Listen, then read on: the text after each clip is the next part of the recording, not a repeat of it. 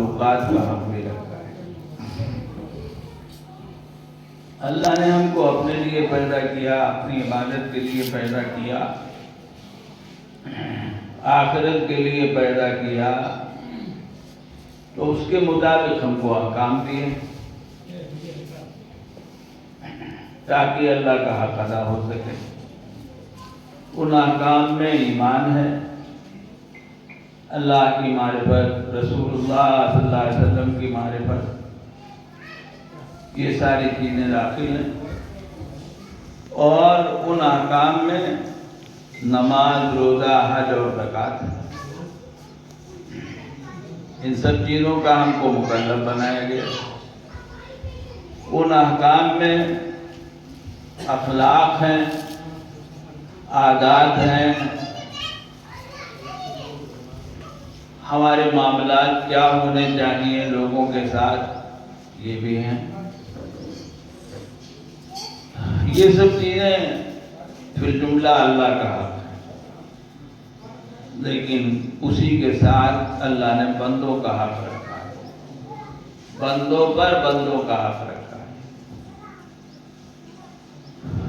انسان پر انسانوں کا حق رکھا اور دیگر مخلوقات کا حق بھی رکھا، حتیٰ کہ جانوروں کا حق رکھا، پیڑ پودوں کا بھی کچھ نہ کچھ حق رکھا ہے، تفصیل نہیں کی جاتی۔ 3 نام ہے ان سارے حقوق کو ادا کرنے کا جو اللہ نے رکھے: اپنا حق، اپنے رسول صلی اللہ علیہ وسلم کا حق، اپنی کتاب کا حق، اپنے بندوں کا حق۔ 3 نام اس کا ہے۔ ماں باپ کے اولاد پر حقوق ہیں اور اولاد کے ماں باپ پر حق۔ ایسا نہیں ہے کہ صرف ماں باپ کا حق تو ہے، اولاد کا حق نہیں ہے۔ ماں باپ کے حق کا تو حوالہ دیا جائے اور ماں باپ اپنے حق کا اولاد کو حوالہ دیں، لیکن خود ان پر بھی تو کچھ ہے۔ بیوی پر شوہر کا حق ہے، شوہر پر بیوی کا حق ہے۔ اب شوہر اپنے حق کا واسطہ تو دے بیوی کو اور بیوی کا حق ادا نہ کرے، اور بیوی شوہر کا حق اس کا واسطہ دے۔ پڑوسی کا پڑوسی پر حق، رشتہ دار کا رشتہ دار پر حق، تمام رشتوں کا حق، ساس کا بہو پر حق اور بہو کا ساس پر حق۔ یہ ضروری ہے کہ ساس بہو کا محاسبہ کرے اور شور مچائے، میری بہو ایسی، میری بہو ایسی۔ سوال یہ ہے کہ تم خود کیسے، تم خود کیسے؟ ماں باپ اولاد کی شکایت کریں لیکن خود وہ کس حد تک اولاد کا حق ادا کرتے ہیں؟ تو ہمارے دین میں تو یہ سب باتیں ہم کو بتائی گئی۔ جو آدمی یہ سب نہیں جانتا وہ دین کو نہیں جانتا، اور جو ان ساری چیزوں پر عمل نہیں کرتا وہ دین پر مکمل عمل نہیں کرتا۔ چاہے جتنی نماز روزہ کر لو، ٹھیک ہے، کچھ نفع ہو سکتا ہے، لیکن حقوق نہیں ادا کرو گے، دوسروں کی زمین دباؤ گے، دوسروں کا پیسہ دباؤ گے، دھوکہ دو گے، جھوٹ بولو گے، فریب کرو گے، جو حقوق تمہارے اوپر رکھے گئے ہیں مختلف قسم کے، رشتے کے، پڑوس کے، گھر کے، ان کو ادا نہیں کرو گے تو کیا یہ توقع کی جا سکتی ہے کہ آخرت میں کامیابی ملے گی؟ نماز روزہ تو خوب کر رہے ہیں اور دوسری طرف بندوں کے حقوق بھی خوب ضائع کر رہے ہیں، بندوں کے حقوق بھی خوب ضائع کر رہے ہیں، تو یہ نماز روزہ مفید ہوگا؟ حدیث میں آتا ہے، فرمایا نبی پاک صلی اللہ علیہ وسلم نے ایک موقع پر کہ ایک آدمی نے دنیا میں بڑی نیکیاں کی لیکن دوسروں پر زیادتیاں بھی بہت کی. آخرت میں اپنی نیکیوں کا صلہ چاہے گا.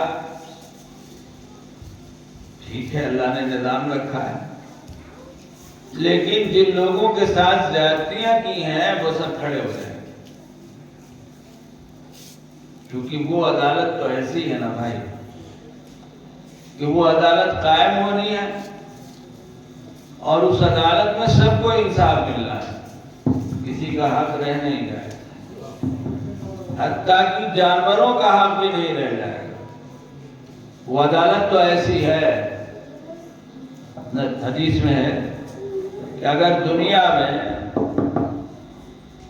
کسی سینگ والی بکری نے کسی سینگ والی بے سینگ بکری کو مار دیا مثلا جیسے بہت سے انسان تفریحاً بہت سے ظلم کرتے ہیں تفریحاً گالیاں بکتے ہیں بڑی بڑی بری جانور بھی کچھ ایسے ہو سکتے ہیں مار دیا تو اب یہ بے سینگ والی بکری پر ظلم ہوا.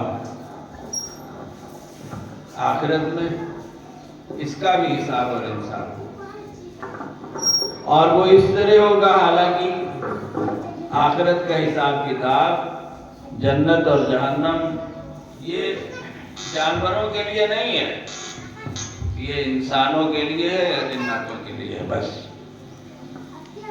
نہ فرشتوں کے لیے ہے اور نہ جانوروں کے لیے ان کے لیے نہیں. لیکن اللہ تعالیٰ نے انصاف کا ایک معیار و مزاج بنایا ہے. وہ یہاں نہیں یہاں بھی ہوتا ہے انصاف اللہ کا لیکن بسا اوقات ہم انتظار کرتے ہیں دیر میں سامنے آتا ہے. ہم کہتے ہیں اللہ کے ہاں دیر ہے اندھیر نہیں اور پھر اللہ کی مصلحت ہے کہ اللہ آگے بھی بڑھا دیتے ہیں وہیں آئے گا. تو وہاں کیا ہوگا بے سینگ والی بکری کو سینگ دی جائے گی اور پھر یہ بکری جو دنیا میں بے سینگ کی تھی اس کو حکم ہوگا بدلہ لے لو. اب یہ بکری دوسری بکری سے بدلہ لے لے گی